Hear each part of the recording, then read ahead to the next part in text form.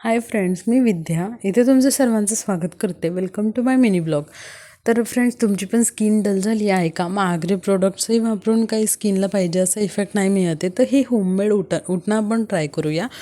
Friends, इथे मी घेतलेलं आहे 2 चमचे तांदळाचं पीठ, 1 चमचा डाळीचं पीठ, अर्धा चमचा हळद, 1 लिंबाचा रस आणि मध.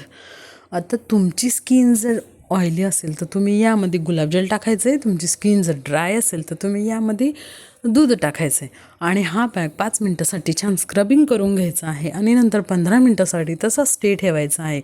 आता तुम्ही जेव्हा स्क्रबिंग करशाल तेव्हा जे लिंबाचं साल आहे त्याने स्क्रबिंग करा, जास्त छान इफेक्ट तुम्हाला इथे मिळतो.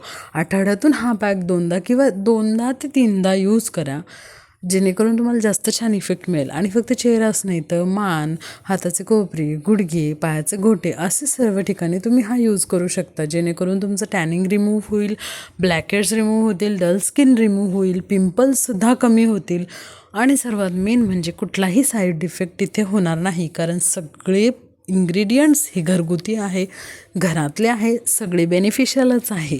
त्याच्यामुळे आता काहींची स्किन खूपच ब्लॅक असते, ऑलरेडी इन वन डल असते, त्यांना म्हणजे असं काही इफेक्ट नाही आला तर साईड इफेक्ट पण इथे काहीच होणार नाही आहे, इफेक्टच होईल.